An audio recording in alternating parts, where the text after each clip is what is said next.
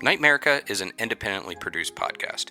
If you like what we are doing, please consider supporting patreon.com/Aaron Sagers.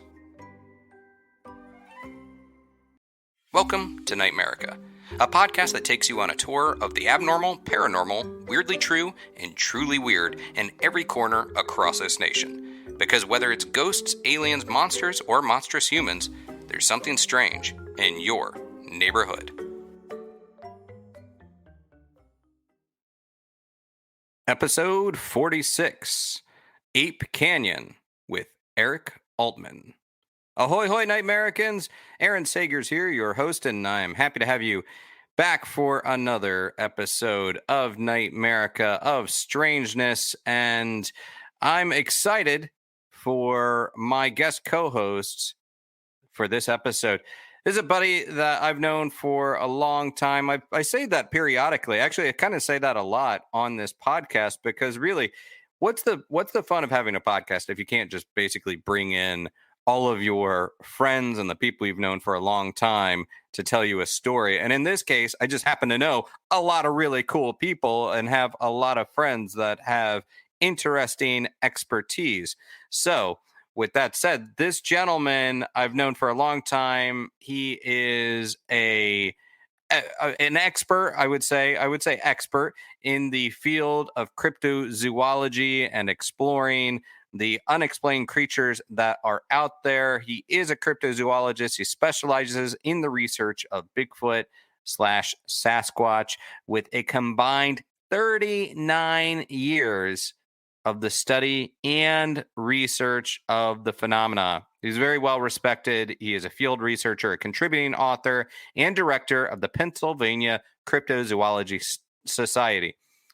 Eric Altman was also the host and co-founder of Beyond the Edge Radio, a live weekly radio program covering a wide variety of paranormal and fringe topic, and that aired from 1997 to 2019. He's been actively investigating cases and citing claims going back to 97. He has investigated and or assisted, check this out, in more than 250 cases of Bigfoot sightings, encounters, and claims in Pennsylvania alone. He's the director of the Pennsylvania Bigfoot Society. He has served as an organizer of the East Coast Bigfoot Conference from 2000 to 2011.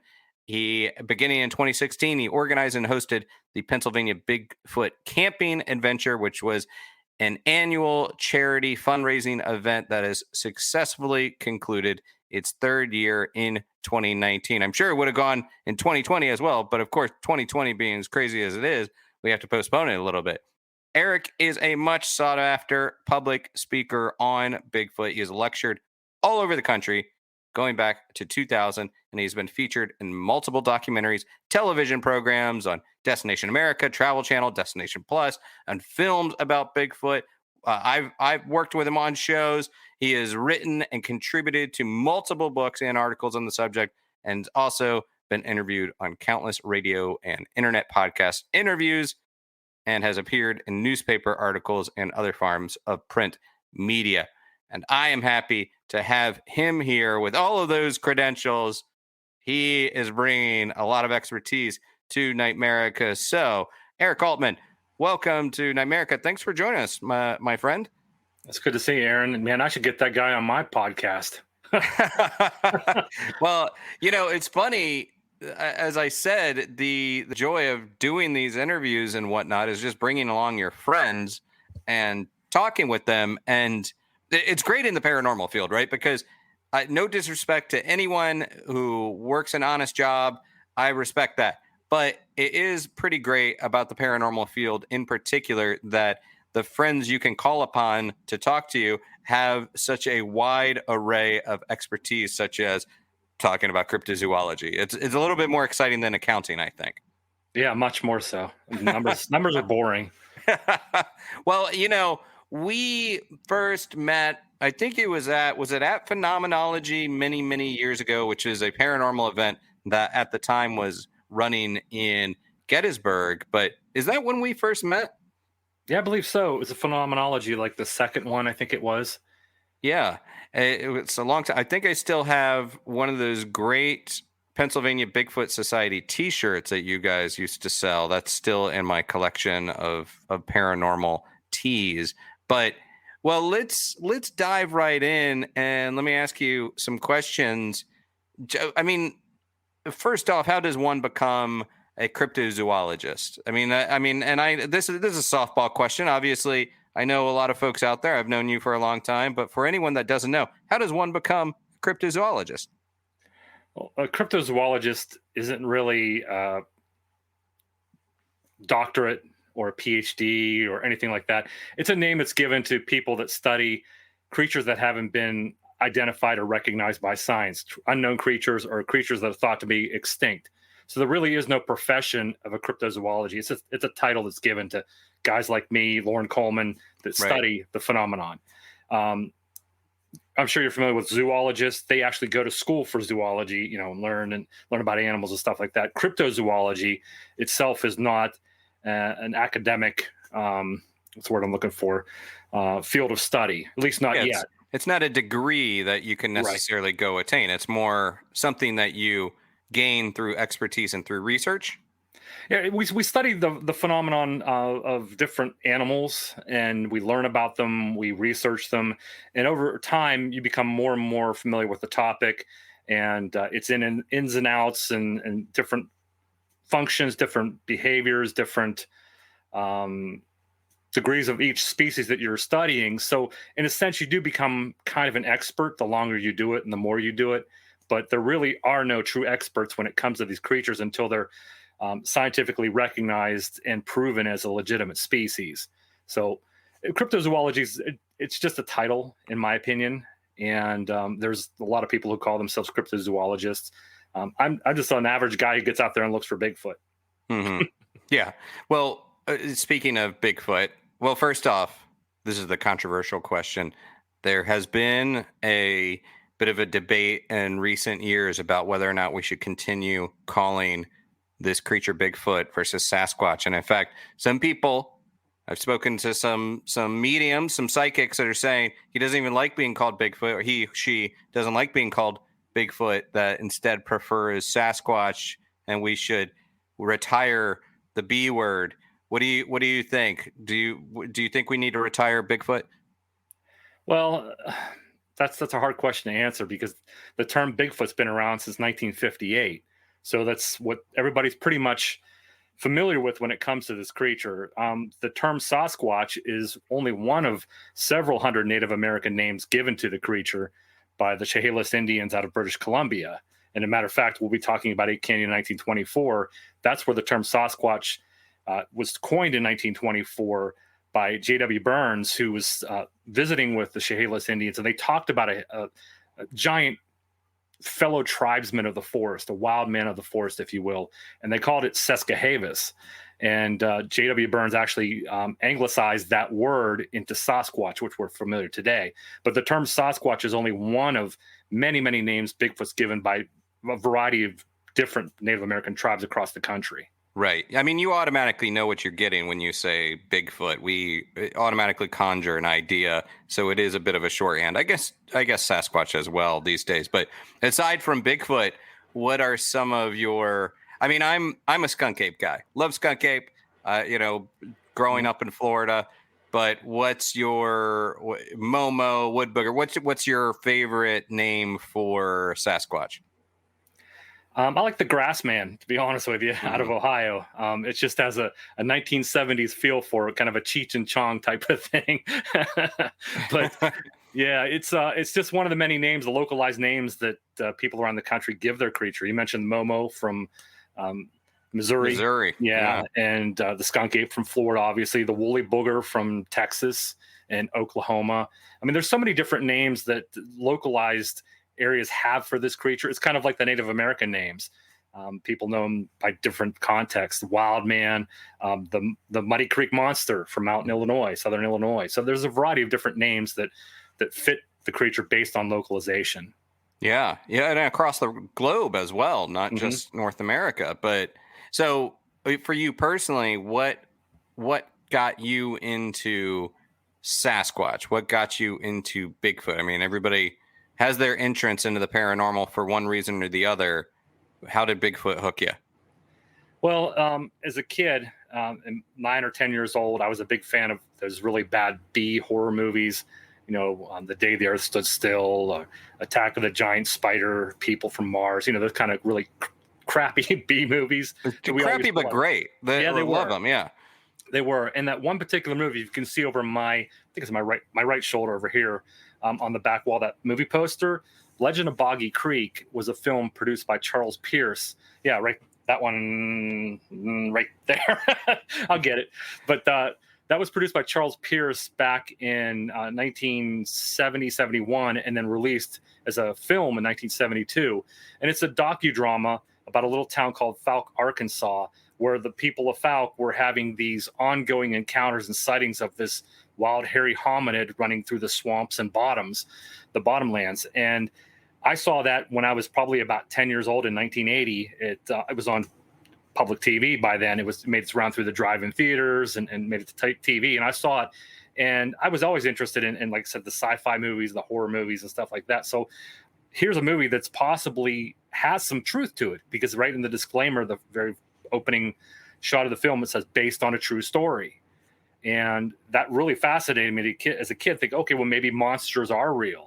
So I started looking into the phenomenon itself, going to the public library and reading books. And I was amazed, just literally stunned, to find out there were dozens upon dozens of books on the subject.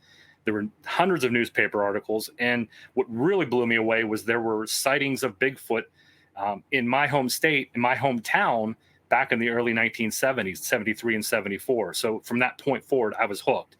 I had to learn as much as I could. Study as many newspaper articles as I could. Heck, there was you've probably heard of the gentleman, Stan Gordon, from Pennsylvania. He was living in my hometown. So right there, I had a Bigfoot researcher living in my hometown. I was absolutely hooked and had to learn everything I possibly could. And that began my first 20 plus years of educating myself, researching the materials, studying books, watching films and documentaries, just engulfing all of it to understand the phenomenon. And finally, in 1997, I decided, well, I've learned as much as I possibly can. Let's get out there now and put some of this book knowledge to use and see if there's anything really to the phenomenon. So I began actively looking into cases, and that's been going on now maybe, 23 years, 24 years now that I've been looking into cases. So, yeah, it's been a long road, that's for sure. Do you? I want to know a little bit about what's the state of the field right now? Where do you think people are? Because I think overall, there's within the umbrella term of the paranormal, and maybe you don't want to put Bigfoot in the paranormal, but so far we haven't. Well, okay, this is perhaps dicey territory. Like, would you put Bigfoot under the umbrella of paranormal? Let me ask that question. I kind of would, because it's an ongoing mystery, and it's something that we don't fully understand quite yet. We don't have a live or dead specimen.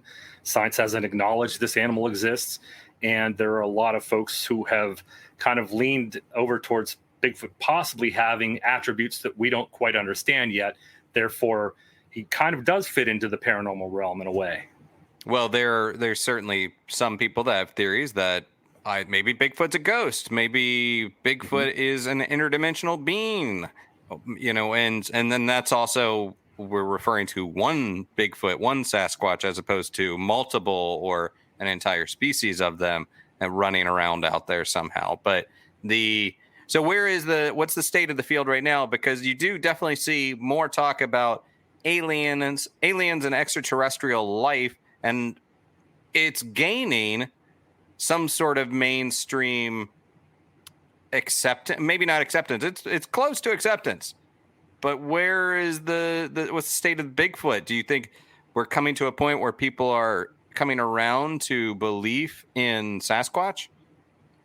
I think it's more widely accepted than it was 20, 30 years ago. And I blame that a lot on pop culture, television programs, the media. I mean, obviously the subject's been around for a long, long time, but it seems to come in waves where the media will give it a lot of press and a lot of publicity, getting the word out there, especially if there's a flap of sightings that occur. And back in the 50s, 60s, and 70s, as we progressed, it was thought more that Bigfoot was a flesh and blood animal, maybe an offshoot from a relative of us, the missing link, possibly an undiscovered primate. So the thinking back in those 3 decades ago, moving forward, has really changed. It went from that flesh and blood mentality to now there are people that are basically, like you said, calling it an interdimensional being, an alien, a ghost. There's so many different theories. And I think that stems from a lot of people not feeling they can comfortably solve this mystery. So they're kind of, well, if it can't be solved, let's put it in this. It's trying to put a square in a round hole, a square peg in a round hole, so to speak. It's trying to fit it into what they believe it could be. We don't necessarily know that it is a paranormal being. It still might be, and it still very well could be a flesh and blood animal, but a lot of people are leaning that way or bending towards it being a paranormal being or interdimensional being. And as we're learning more about the world around us and dimensions around us, we've just found out there's multiple dimensions that we coexist with. People are more open to that possibility that Bigfoot may be interdimensional. Mm-hmm. The field is a mess right now, to be honest with you. There's not one set way of thinking. And because of that, a lot of people argue and debate and throw out these theories that really don't have a lot of relevancy to them. In other words, they're throwing anything at the wall and hoping it sticks. And it's really brought on a lot of consternation in the field. So the field is a mess, unfortunately. And until we can finally get an answer as to what Bigfoot is, I see us going forward to, like a snowball, continuing to roll downhill and gather more and more and bigger until it finally hits that wall. And one day, what happens then. So my fear when people ask me about Bigfoot, I'm afraid of the evidence because of the proof, because I feel like the proof is going to come in the form of a dead Bigfoot. Yes. And that makes me sad, because I would rather have something alive out there that I may not totally understand, as opposed to here is a dead specimen. Am I kind of wrong in thinking that? Is that just like a cynical way of thinking about that's going to be the evidence that would make this 100% accepted? No, I think you're spot on with that. Unfortunately, that's, I think, the only way we're going to be able to solve this mystery is with a dead specimen, because history shows that these creatures have been around for hundreds, if not thousands of years. And we have sightings with them and very brief encounters with them, but we've not been able to capture or to study a live specimen in their own habitat. And people have tried. They've come up with all kinds of different means of trying to either study or capture, and they've just been unsuccessful. So I think you're right, spot on, with saying that the only way we're going to prove it is a dead specimen. And I hate to say that, but that's unfortunate. That's what science wants. They want a body, and that's the only way it's going to be accepted. Now, there are people out in the field that have accepted it, and they know Bigfoot's real. To them, it doesn't matter if we have a body or not. It's a real, it does exist. But for science and mainstream, the mainstream public, the only way they're going to accept it is a specimen put in front of them. Yeah. Well, we will get into your story, and it's definitely a big story, pun, I guess, intended, in a moment. But first, so I do a little thing about news where you get to choose your news. So I want to throw a couple headlines at you, and then you get to choose it. But first, we're going to hear from one of our sponsors.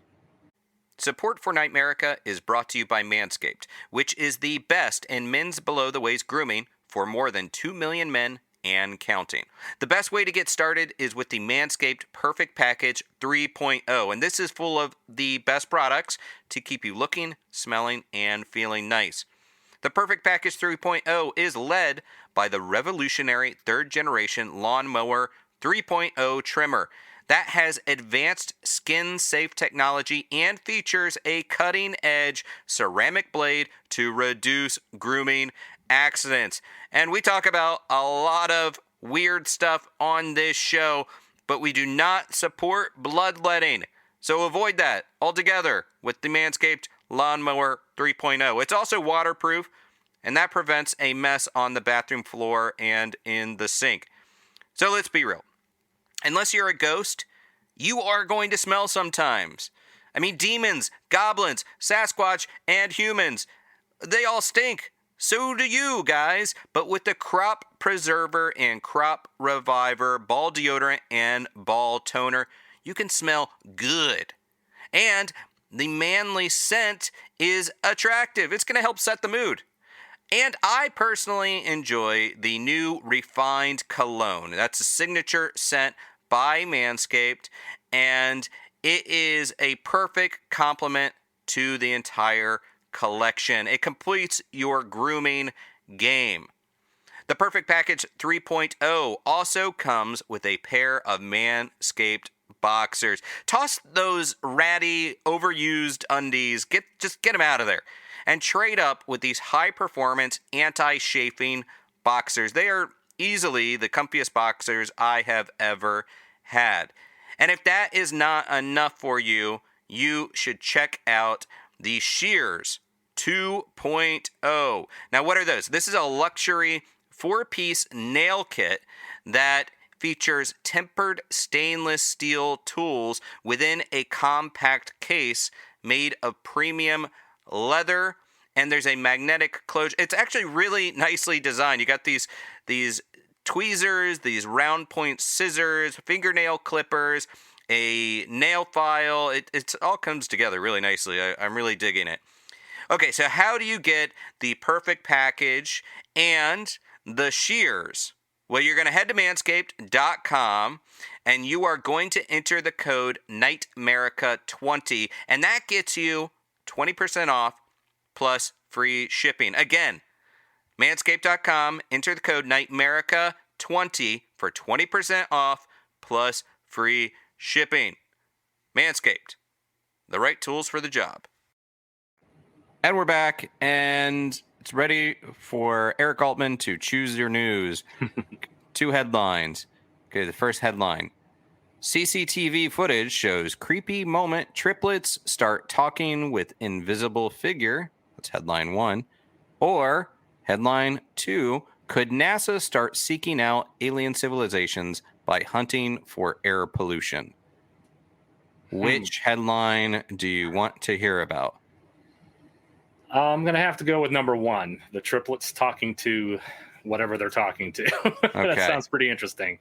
This comes from Australia, and it's a website called KidSpot, so it's a parenting-focused website. And this is a visual medium, or an audio medium. However, this is referring to video.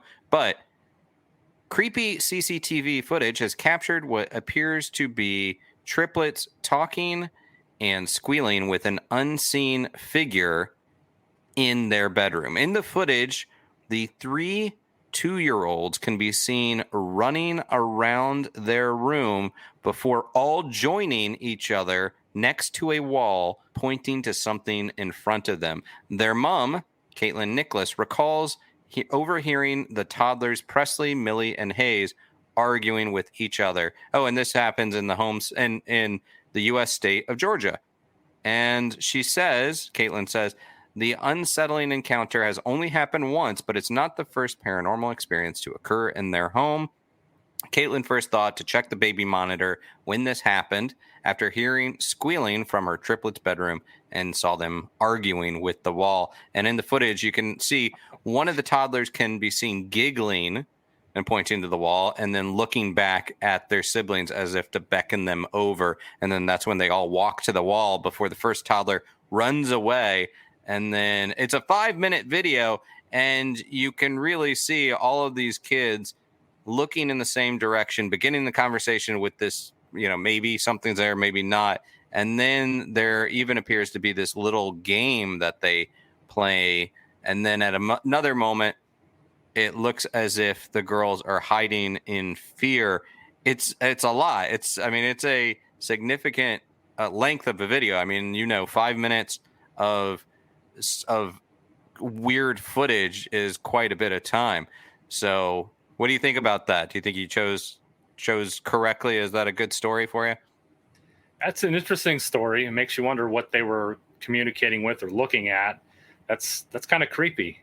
I mean, then again, it's, kids in the middle of the night. Who knows what game they're playing? And plus, like, no offense to any twins or triplets out there, but they're inherently a little bit weird because of how connected they are.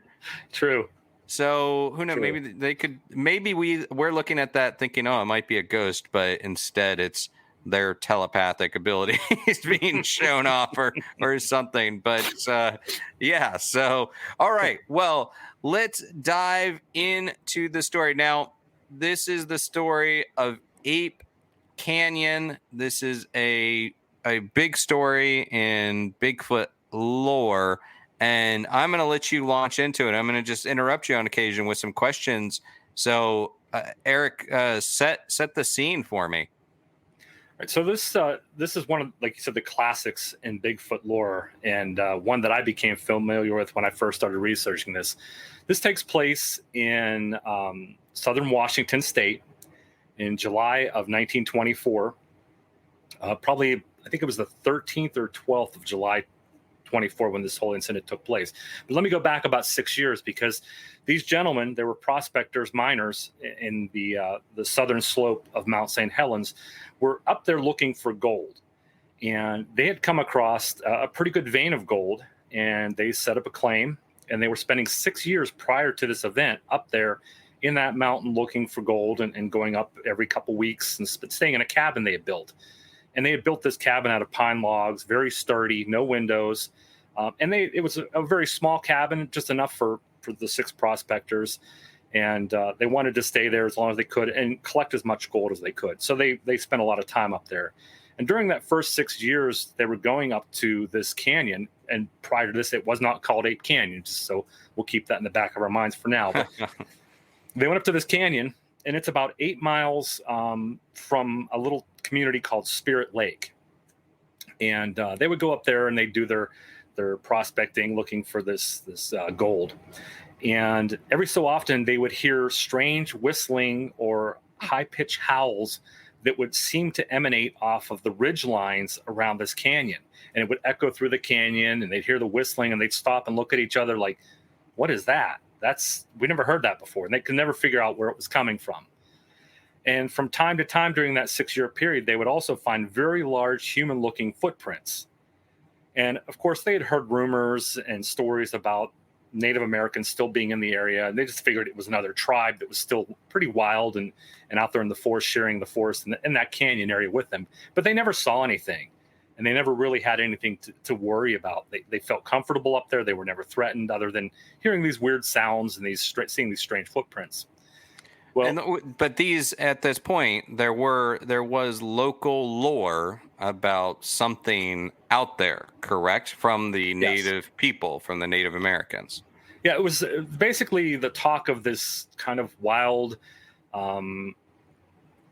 Native American tribe of Indians that lived in the wild and kind of survived off the wild. They didn't have necessarily like a village or anything like that they lived in. They just kind of moved throughout the forests and the mountains and stuff like that. And they were supposedly very wild and kind of aggressive form of Native American Indian. That's what the lore basically told them. So they really didn't have any fear of it. They just assumed they were just sharing the woods with another tribe, and they didn't think much of it. That leads up to the week of July 13th, 1924. It happened where Fred Beck, who wrote a book about this a little bit later on, but he and one of the miners, I believe his name was Roy Smith, they were walking back to the cabin from the mine. And as they were walking back through the forest on a trail, they saw a very large hair-covered creature that was standing near a tree. They didn't know what it was. They'd never seen anything like it before. So Roy immediately grabbed a rifle and took 3 shots at it. The creature very quickly ducked behind a tree so it wouldn't be hit and kept poking its head out. And they continued to shoot at it, which eventually drove the creature off of the tree and the hillside it was on and up a ridge line, and it disappeared from sight. And it moved very, very quickly. Well, the 2 guys were kind of shaken up by what they had seen, and they went back to the cabin and they told their other counterparts, the other miners. They said, hey, we ran into something out there that we've never seen before. It was definitely not a bear. It was upright, walking like a person, and it was covered in head to toe from hair. We never seen anything like it before. We don't know what it is. So they came to the agreement that they were going to spend the night, and because it was too dark for them to really try to travel down the mountain back to where they parked their vehicles, which was a good several mile walk. They figured we'll get out here first thing in the morning. We'll go back to town, and we'll just get away from this place because it may not be safe. There was immediate acceptance from the other guys back at the cabin. Yeah, because they'd all seen the footprints. They had all heard the screams and whistles in the past. So they knew there was something up there. They just never really put much credence until Fred and Roy had their sighting of this thing and took shots at it. So they were a little unnerved. Fred and Roy really never did anything to come across as hoaxsters or jokers. They were pretty credible and sincere and honest with the other miners. So they kind of said, yeah, we understand what you saw. We didn't see it, but yeah, you obviously saw something because you're pretty shaken up by it. And they were pretty hyped up when they got back to the cabin. So at that point, they agreed, first light in the morning, we're going to pack our stuff. We're going to head down the mountain and get out of here because it may not be safe. So they finished discussing it, decided to have a very quick dinner and call it an evening.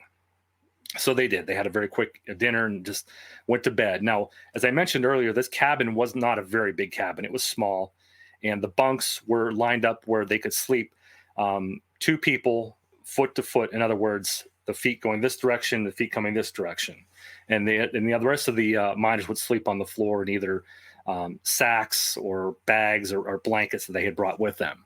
This was just for shelter and gold. Like they were there to do business, strike it rich. Yep. And this was just to keep them out of the elements in the meanwhile. Exactly. And it was a very sturdy cabin. It had been there for a number of years. So they just relied on it basically for a temporary shelter while they were there doing their prospecting. They would go home, live their normal lives, do their normal work and all that, and then come back up on the weekends or weeks at a time to do the prospecting. So that evening, they decided to hunker down and call it a night, get up first, light of dawn, and make their way down the mountain. So about midnight, that's when all the excitement and activity started. There was a huge thud on the side of the cabin, and part of the chinking between the logs came loose, and it was a big part of chinking. It came out between the logs and landed on the chest of one of the miners who was laying on the floor. And it was so loud and so aggressive, like a huge thud, like something had run into the side of the cabin, that the miner who had the chinking fall on his chest jumped up with his rifle in hand and just started looking around like, oh my gosh, what's going on? Now, keep in mind, this cabin didn't have any windows, so there was basically only light they would have is what would come through the chinking, and if they turned on any candles or lanterns or anything like that. So they're all kind of staggering around. One guy has his gun, and they see the light coming through the chinking. They see he has a gun in his hand, so they get nervous. They get up and start looking around. And as they're looking around and talking to each other, like, did you hear that? What was that? There's another loud thud on the side of the cabin. And they're like looking at each other like, what the heck is that? Is it a bear trying to hit the side of the cabin? They just couldn't make any sense of it. And this continued. Again, another loud thud on the side of the cabin. And pretty soon they hear banging on the sides of the wall and banging on the front door. And they're thinking, oh, what's going on here? So one of the guys looks out through the chinking that had been knocked loose. And in the moonlight, he sees 4 very large, as he called them, ape-like creatures standing in the clearing around the cabin. And they're running at the cabin. They're charging at the cabin, hitting the walls, pounding on the walls, pounding on the doors, beating on the doors as hard as they could to get in. And at that point, they didn't really have a lock on the door. They had a post inside where they budged up against the door. They forced against the door to keep the door from coming open. And these supposed 4 ape-like creatures just continued to pound on the cabin. They were beating on the door. They climbed up on the roof of the cabin. They were jumping up and down, trying to get in to these guys in the cabin. Now, fear set in, obviously.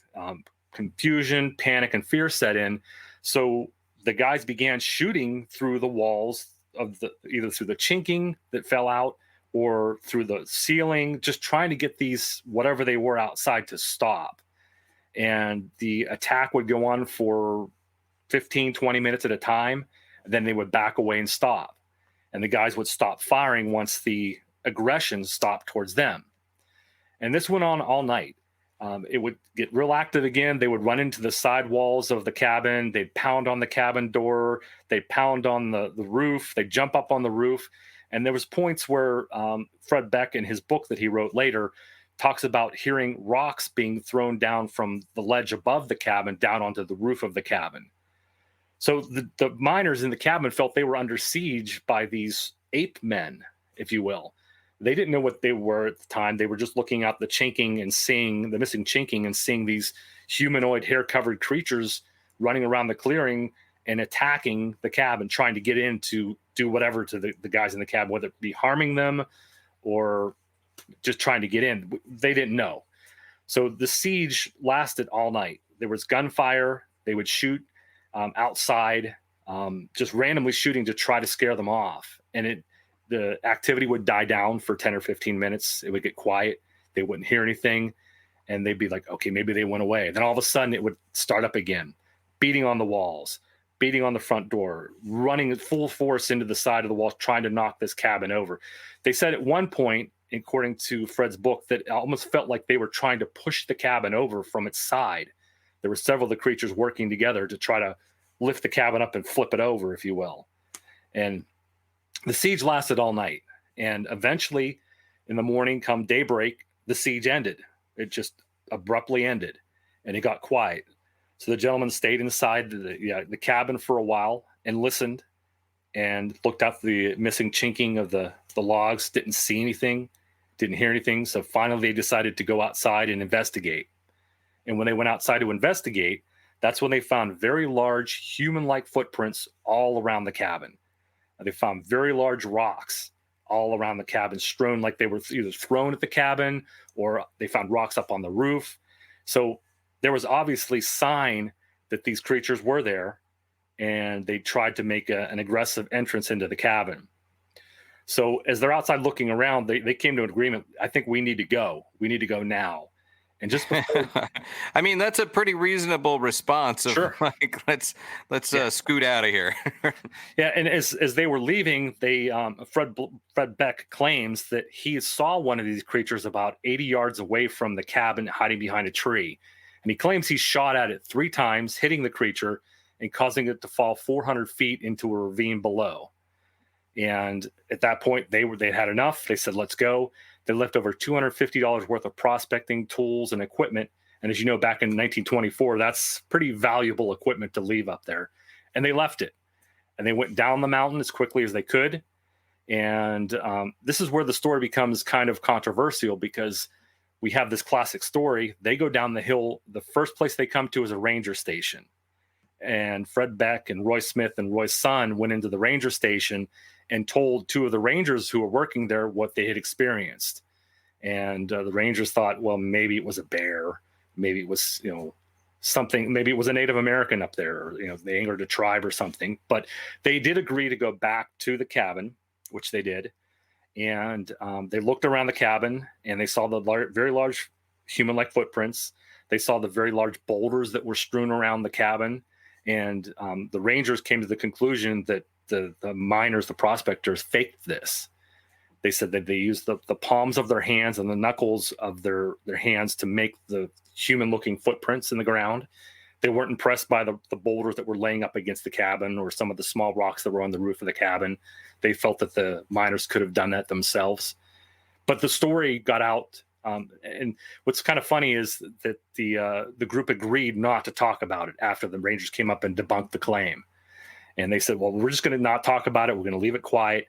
Well, Roy Smith went to another friend, told his friend what happened. And as you know, word got out. And there was probably at that time maybe 10 to 15 newspaper articles that came out, putting out the story to everybody and discussing it. And most of them, I sent you copies of them, you can see that most of them pretty much ruled it as a hoax. Yeah. Said there was nothing to it. Interestingly enough, from that point forward, Fred Beck had not talked about the encounter. He would not talk about it to anybody for another 43 years until 1967, January of 1967, as a matter of fact, when he released a pamphlet book recounting his experience of battling, as he called them, the mountain devils. And he's in very explicit detail. He described what they went through and all the experiences they had, including shooting a creature prior to the attack on the cabin and shooting a creature after the attack on the cabin, and everything that went on that night while they were inside the cabin. A very harrowing story, regardless if it's true or not. If he did make it up, it really keeps you on the edge of your seat, thinking if you were in a dark cabin with 5 other guys and guns, and you have these unknown animals attacking, trying to break in. It's a pretty harrowing situation. The things that I find fascinating about this story, so it made the newspapers around pretty quickly, and these headlines. I mean, look, it was also during a time where sensationalism was definitely great for newspapers, and maybe we never left that time. But one of the things that I found interesting is one of the deputy game wardens, Justin Mark, I think, said that he had never heard of these mountain devils and that the lore was just all bunk of these creatures out there. Is that accurate, or was there documented reports, or at least legends or lore? Had other people backed up saying, like, yeah, I heard about it, I never believed in it, but yeah, I heard there was stuff up in those mountains, or there were this lost tribe of Native Americans? Did other people back that up, or was Justin Warden correct in saying, look, not enough people know about that lore, so I think these guys are making it up? Well, there was lore around at that time, but it was thought they were just a lost tribe of Native Americans, a very wild and savage tribe that lived in the forests. There really wasn't thought of apes or gorillas or mountain devils, if you will, that lived up there.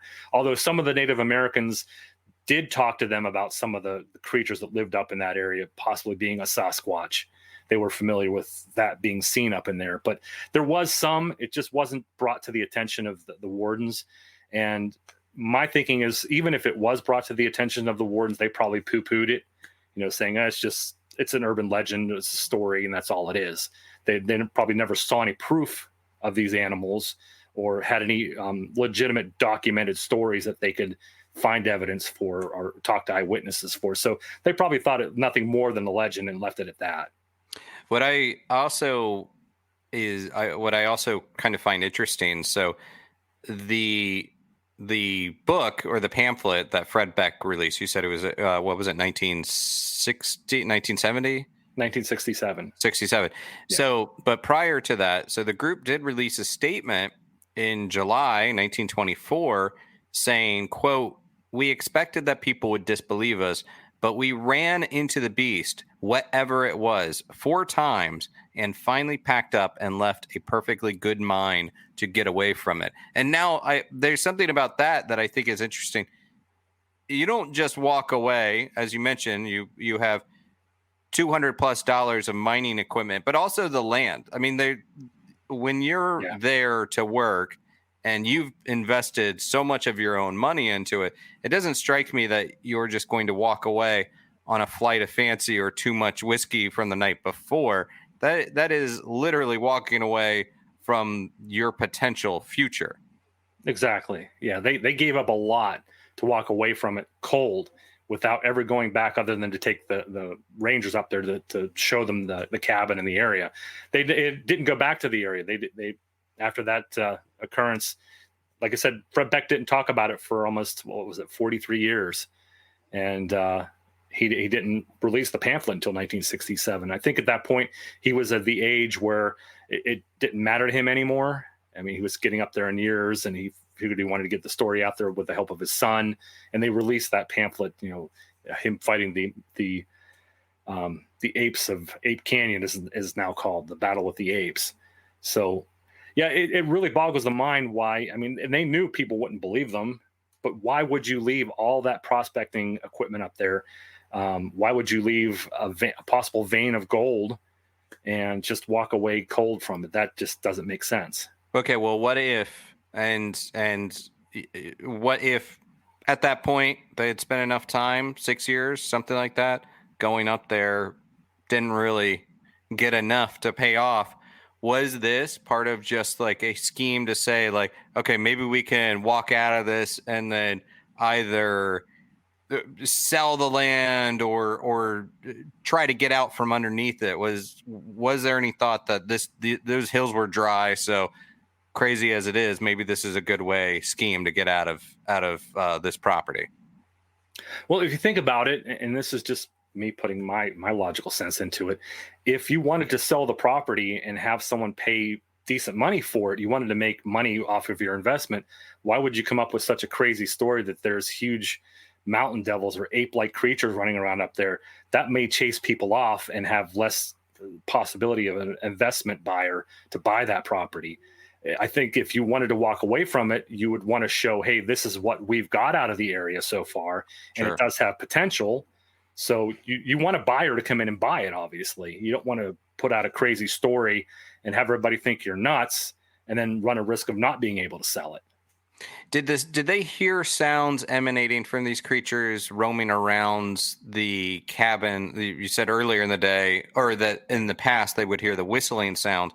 What kind of noises were these mountain devils making as they were running around and throwing rocks and trying to push the cabin over? Well, it doesn't in his pamphlet, it doesn't really talk much about the details of what they were making. I mean, I believe he mentions that they were making some audible sounds, grunts, growls, that type of thing. And I don't recall. It's been a while since I've actually read the pamphlet myself, but I don't recall him saying that he heard any kind of language or high pitched whistling or communications that he mentioned in the past. So I honestly don't recall him specifically saying as a certain type of sound other than maybe some grunts or growls. Did Beck, when he wrote the pamphlet in '67, how did things change for him? I mean, was this did he suddenly find himself to be a wealthy man doing talk show circuits? Well, I mean, '67, No. but like, what happened after this pamphlet? He did sign an affidavit. He talked to a couple of prominent Bigfoot researchers at the time, and he got a little bit of publicity. The book didn't make much money. The little pamphlet didn't sell, but his story got out there, and I think that's what his intention was, is just to get the story out there to kind of settle the score, so to speak, or to settle the dust on it once and for all, to say, here, this is what really happened. This is my side of things. Believe it or not, read the book if you want to or not. Because as far as I know, he wasn't really looking for publicity other than with the help of his son. He was at the age of, like I said, he didn't care anymore. He just wanted to get the story out. And give me perspective here. I know if my memory serves, the Patterson-Gimlin footage was also shot in '67. The famous, the famous Bluff Creek footage that we all associate with Bigfoot. Was that before or after Beck's pamphlet was published? Beck's pamphlet, I believe, came out in January of 1967. And the Patterson-Gimlin film was released October 20th, 1967. Interesting. So, yeah, almost 10 months. So what's your take on this story? What do you think? Well, there was some other strange things that have happened up in that area afterwards. So it leads kind of suspicion to possibly there have been reported sightings, obviously, in the last 20, 30 years around Ape Canyon. That's how it has its name now. But I think that they really did truly encounter something. They went to the Rangers and tried to explain what they encountered. The Rangers just blew them off. They said, well, we don't buy it. We don't believe it. This could be easily faked. You're not showing us evidence that can't be done by humans. So therefore, it's not tangible enough for us to say that, yes, they were mountain devils or apes or whatever you want to call them. I have a follow-up question, but you know what? Let's actually take another word from a sponsor. NightMerica is brought to you by the Smell of Fear Candle Co. I love the way a candle can change the entire vibe and character of a room, and Smell of Fear brings a lot of literary and film characters to a room. These scents are inspired by characters and settings from stories and history. For example, there is the Telltale Heart Candle from the Essence of Poe collection, and that smells like the infamous oak floorboards with just a hint of tobacco that I imagine the crazed narrator of that story was frantically smoking. I also dig the Gonna Need a Bigger Boat candle from the Cinematic Sense collection. Jaws is one of my favorite movies, and this candle, it puts me right in the action. It smells like salty sea air with the wood of an old fishing boat and just a hint of whiskey that Quint was most certainly knocking back. In fact, I was just burning the Gonna Need a Bigger Boat candle last night as I was reading a book, and it really just set the scene for me. Okay, I'm a paranormal researcher and journalist, and I have to say that I love the Sasquatch candle, obviously, from the Cryptid collection. No, it does not smell like that stinky beast we all love, but instead it is inspired by the heavily forested areas in the Northwest that Bigfoot is said to roam, with hints of redwoods, cedar, pine, and earth. Other collections include the Literary Redolence or Televised Temptations. There is also the Whiff of King. Think of Stephen King.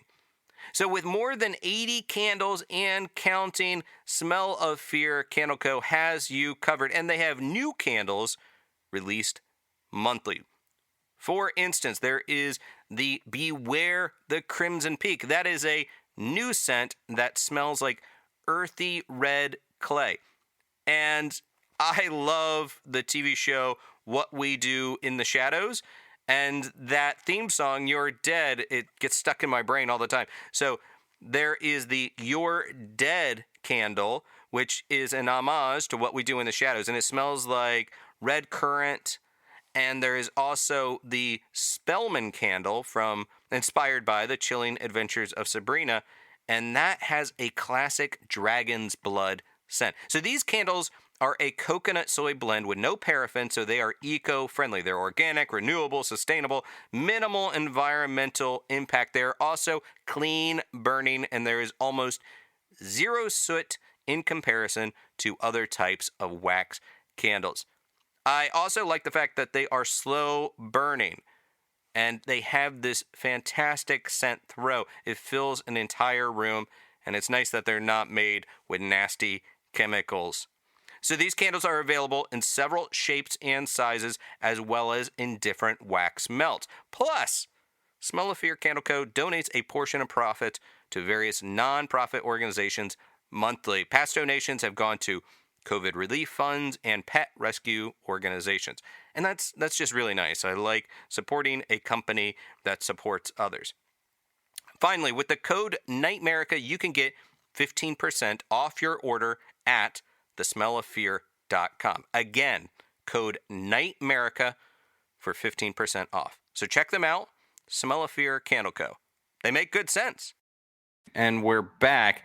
And in the scheme of things, we hear about different personalities and traits of potential Sasquatch sightings.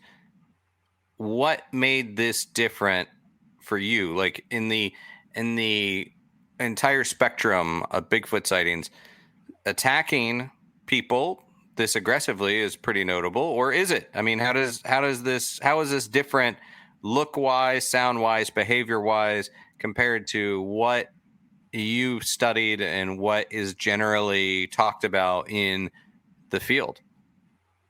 Well, that's a great question. And what I've learned from my studies is interactions with these creatures, the people that claim to have interactions or sightings, is usually fleeting, and they're very docile interactions. In other words, if a creature is sighted by a person, the creature tends to run off in one direction while the eyewitness runs off in the opposite direction. There's no aggressive behavior displayed. There's no throwing rocks, beating someone up. I mean, that does happen occasionally where there's rocks thrown, but there's usually nothing aggressive when there's a Bigfoot encounter. But here we have multiple creatures trying to destroy a log cabin, trying to physically get in this cabin to do God knows what to these individuals inside the cabin. And my take on it is the reason for this attack was because Roy Smith, prior to the attack, saw one of these creatures, and instead of it being a fleeting encounter where the creature runs off and he runs off, he shot at the creature several times. And he was showing aggression towards this creature, and that creature obviously fled. But then later that night, that creature returned to the cabin along with several either family members or parts of its tribe to defend itself, if you will, or to possibly get some vengeance for being shot at. That's the way I see it. Yeah, and one wonders how things would have gone differently if he had not shot at it. And certainly, and I'm not a primatologist. I would have opened with that if I had been a primatologist. I'd put that on all my business cards, but I'm not a primatologist. But the primate behavior, there are acts of aggression and retaliation and group behavior working together. I believe. Correct me Yes. if I'm wrong. Yeah. You're right. So, does this do you think that this makes sense? This behavior kind of makes sense if this was a Sasquatch too. I mean, I guess you just kind of said it, but this was pissed them off enough and they had to defend their turf. Yeah, that's what exactly I think happened is they were shot at and they felt aggression towards them, so therefore they retaliated and they wanted to get those people off of their turf, their area. And the only way they knew how to do that is to physically intimidate them or harm them for shooting at one of their own and drive them out of that area. And I think that's what their intention was to harm those individuals in the cabin. They were just unsuccessful in getting into the cabin. I don't know. We didn't talk about this before we started recording, but have you read the Max Brooks book, Devolution?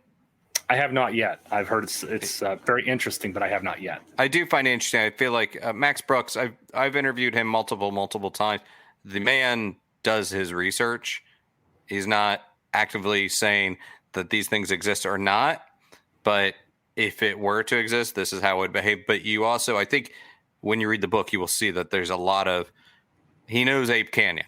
You know, I'm not saying there's definitely some shared inspiration there with the Ape Canyon story. So today, if I were to go to Ape Canyon it's what, like 45 miles outside of Kelso, Washington, is that correct?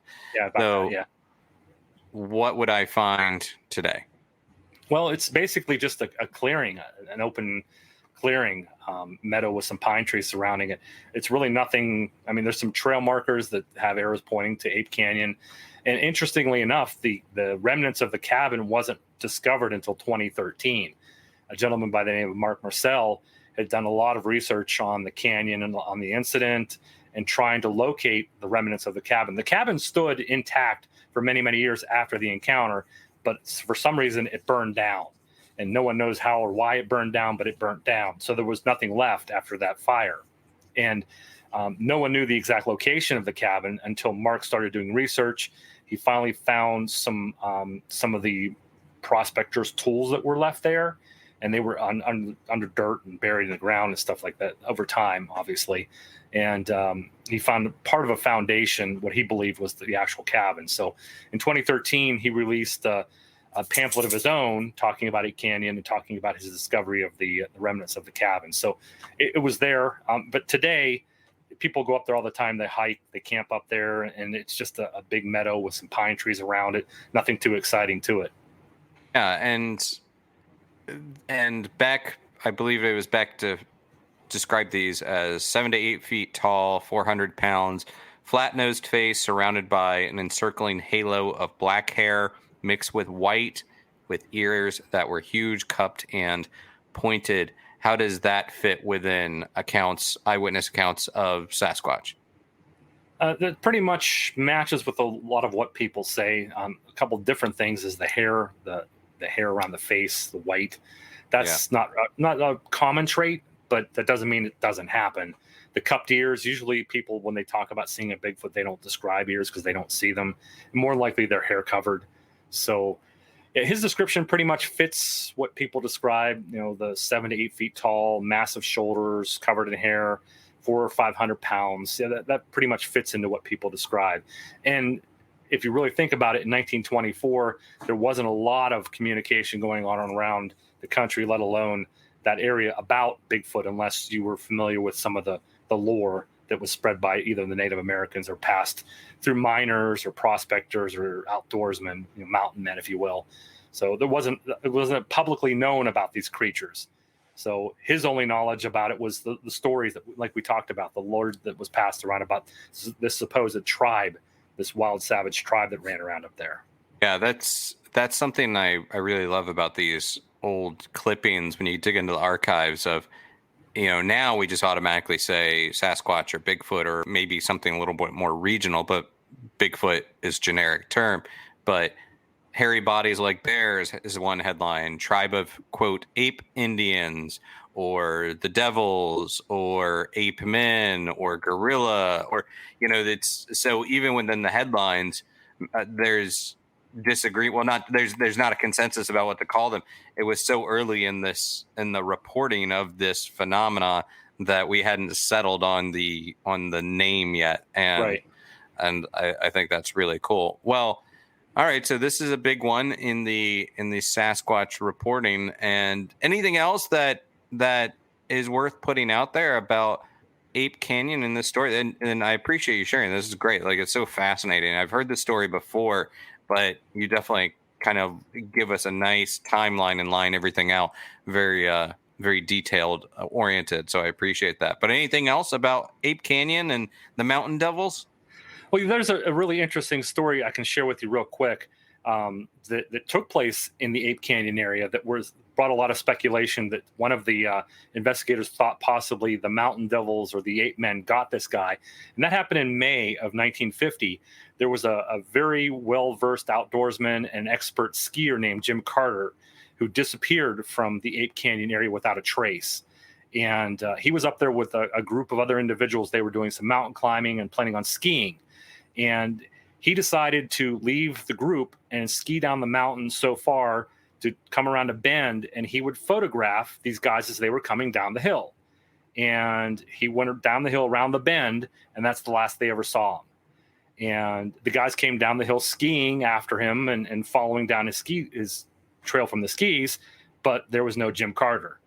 And they followed his trail from the skis, his tracks, for several miles, and they went over very wide crevices. They were erratic through the snow, almost as if he was being chased by something, and he was scared and terrified. And eventually they saw the skis go off of a ravine way down into a gully and disappeared. And they thought for sure they'd find his body down there, but they never did. And they had over 75 people looking for this guy back in 1950. They never found a trace of him. He just disappeared from up in Ape Canyon, and one of the rescuers speculated maybe the apes of Ape Canyon got him. Not exactly. Yeah, it's not a guy that was a rookie skier, guy that's used to that kind of thing. It fascinates me so much, and I'm sorry it happened, but I love that kind of like ancillary story connected to that. That's a crazy one. Well, before I let you go, I have to. You already mentioned a little bit of the paranormal pop culture associated with Bigfoot, but what are your favorite Sasquatch related movies that are out there? Oh, there's quite a number of good ones. Obviously, Legend of Boggy Creek remains one of my all-time favorites. Creature from Black Lake, another film that was filmed around Cattle Lake, Texas, about a creature haunting a small town in Texas. There's been so many over the years that they're Sasquatch, The Legend of Bigfoot, the classic Bigfoot film from the 1970s. So many good films out there. And there's even good ones coming out today that are out there. Big Legend, if you haven't seen it, it's on Amazon Prime, is definitely worth a watch. Yeah. There's also, I like Willow Creek, right? That's a good one too. Yeah, directed by Bobcat Goldthwait, who is a big Bigfoot fan. It's like there are a lot of. I love the celebrities that are huge Bigfoot supporters and researchers. And then finally, what are your other favorite cryptids? Because then I'm going to have you come back and tell some stories about those. Well, my other favorite cryptid is the Mothman of Point Pleasant, West Virginia. Same. That's probably, if I had to put it up against Bigfoot, that would become a very close second, because there's so much legend and lore and the paranormal wrapped into that one. It's so multi-layered that I couldn't even begin to, with the minutes we have left, to discuss it. But that's one of my favorite stories too. Yeah, same. I did do an episode on Point Pleasant a while back and had to keep it very top level to fit in an hour, top level to talk about the Mothman. But yes, I do think a Mothman is having his moment, or its moment. I think it's like becoming a new rock star of the paranormal. Everybody's talking about Mothman right now. So, maybe, I don't know. And it was just recently like the 20th anniversary of the Mothman Prophecies movie with Richard Gere. So, so maybe he's due. He's due for another one. Well, Eric, where can people find you, support your work, and give you a shout out? Well, I'm on social media, obviously. Eric Howard Altman is my Facebook name. Or Eric H. Altman, if you look me up, you can find me there. EricAltman.net. I'm on the web. I have a website there, and PABigfoot.com for the Pennsylvania Bigfoot Society. If you had a sighting in Pennsylvania, you want it investigated, shoot me a note on PA Bigfoot, and you can read about all the cases we've looked into over the years. We have a really cool map section that you just click on that map, and it gives you a little idea of what happened there. So it's a pretty cool website. All right. And look, I look forward to when this craziness is over. I need to join you on a Bigfoot expedition or even a Mothman expedition. Definitely. And hopefully we'll see you at a paranormal event soon. So, Eric, thank you so much for your time tonight. You're welcome. Thanks for having me on, bud. Thanks for listening. Please consider giving NightMerica a review on Apple Podcast. It really helps raise awareness and boost the show's rankings. Also, give me a follow on social media at NightMerica on Instagram and Facebook, and at Aaron Sagers on Instagram and Twitter. And share NightMerica with your friends. If you are able, I'd appreciate your support on patreon.com/Aaron Sagers, where I also create tiki recipes, hold live streams, and share exclusive content. Don't miss new episodes of Paranormal Caught on Camera on Travel Channel and Discovery Plus. If you'd like to share your own paranormal stories or get paranormal advice for entertainment purposes only, email nightmericashow@gmail.com.